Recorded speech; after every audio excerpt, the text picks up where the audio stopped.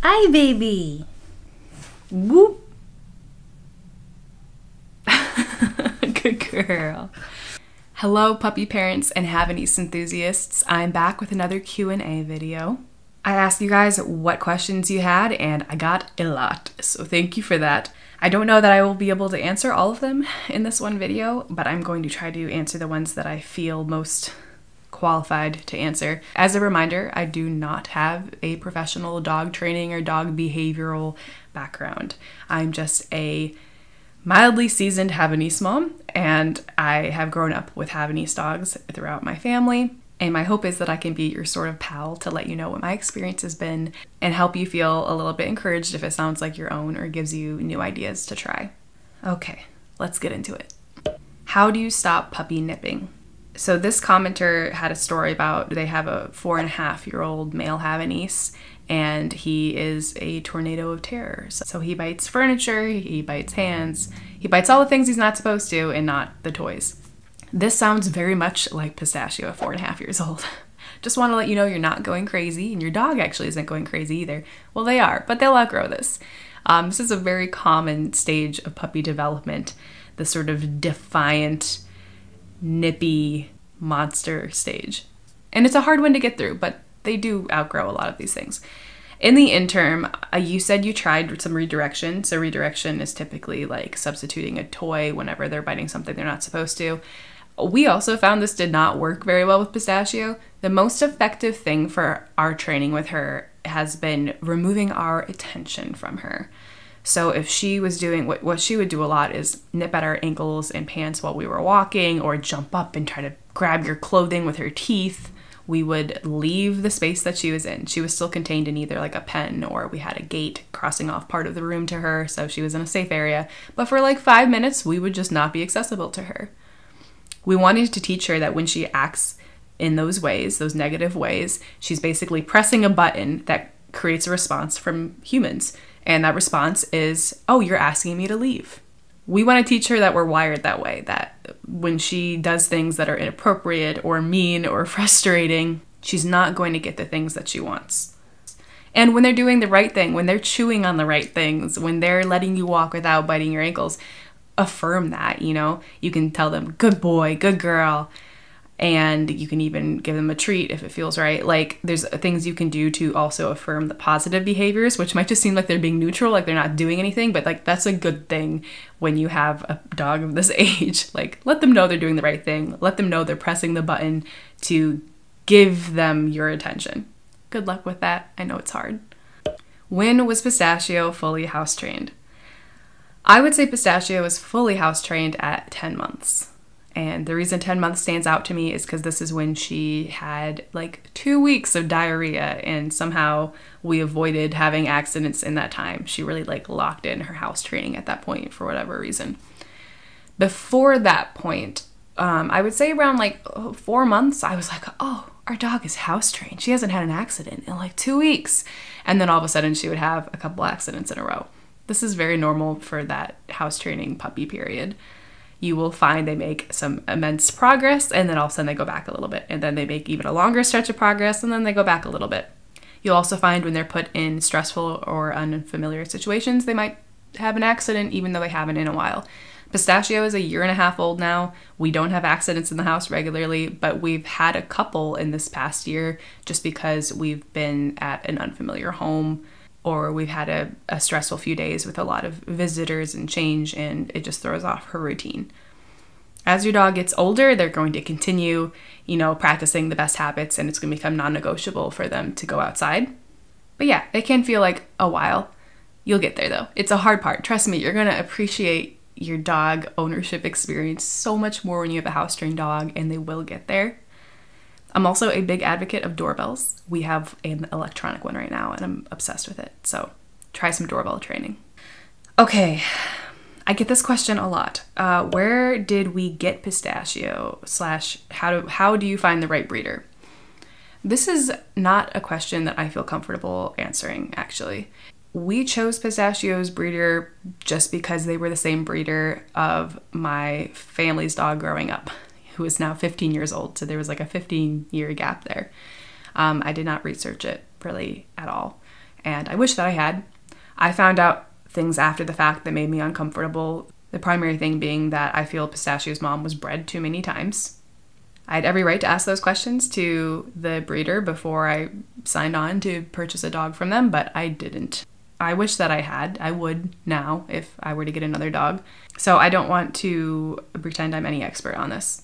Besides empowering you that, you are spending a lot of money on this, especially if it's a Havanese. They're not cheap.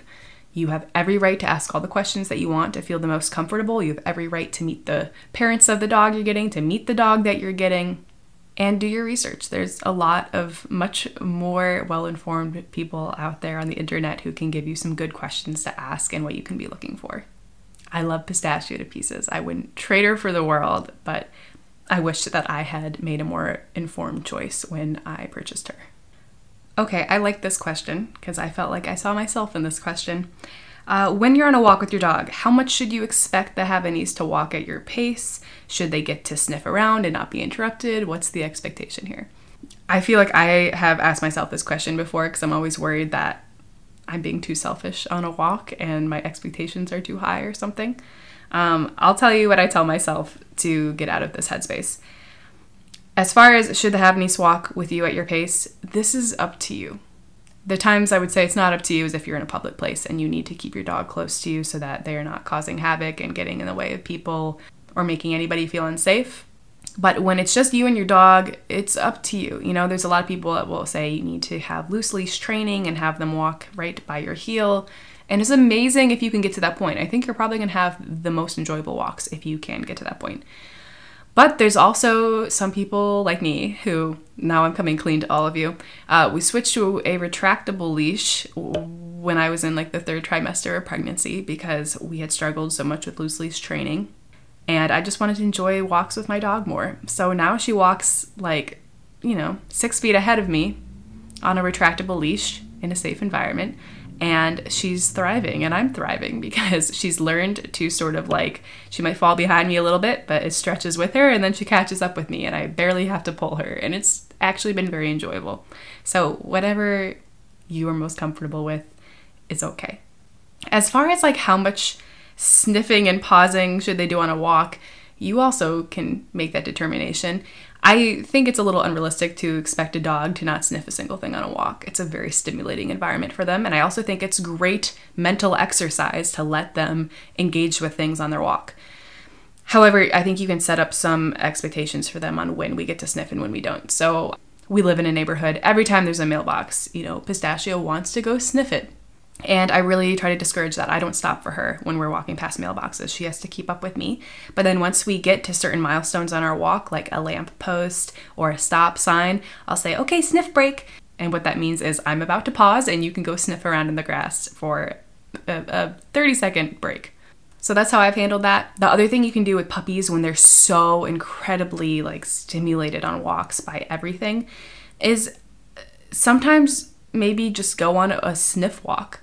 Decide in advance, I'm not going to try to make a lot of miles on this walk. We're just going to do a loop and I'm going to go at the dog's pace and let them sniff as much as they want so that they can be very mentally stimulated and tired out and I can get some fresh air. But the goal here is not that we're going to make a lot of progress down the street.